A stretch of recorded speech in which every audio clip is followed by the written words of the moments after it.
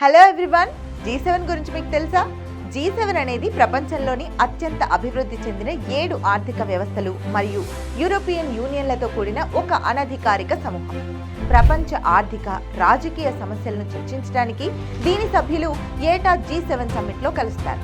1975లో చమురు సంక్షోభం తర్వాత France, Germany, Italy, Japan, UK, America కలిసి గ్రూప్ ఆఫ్ 6గా ఏర్పడ్డాయి. 1976లో కెనడా చేరడంతో ఇది G7గా మారింది. ఈ దేశాలు ప్రపంచ జనాభాలో దాదాపు 10%, ప్రపంచ జీడిపిలో 30% వాటాను కలిగి ఉన్నాయి. 1998లో రష్యా చేరడంతో ఈ బృందం తాత్కాలికంగా G8గా మారింది. అయితే 2014లో రష్యా తొలగిపోవడంతో మళ్లీ G7గా మారింది. G7 సమావేశాల ఎజెండా ప్రతి సంవత్సరం మారుతుంది. సాధారణంగా అంతర్జాతీయ శాంతి, ఆర్థిక వృద్ధి, వాతావరణ మార్పు, AI, ఆరోగ్యం, వాణిజ్యం వంటి అంశాలపై G7 దేశాలకు మాత్రమే కాకుండా మొత్తం ప్రపంచానికి ప్రయోజనం చేకూర్చే పరిష్కారాలను కనుగొనడం దీని ప్రధాన లక్ష్యం. ఇలాంటి ఇంట్రెస్టింగ్ అప్డేట్స్ కోసం T1 అకాడమీ ఛానల్ని సబ్స్క్రైబ్ చేయండి.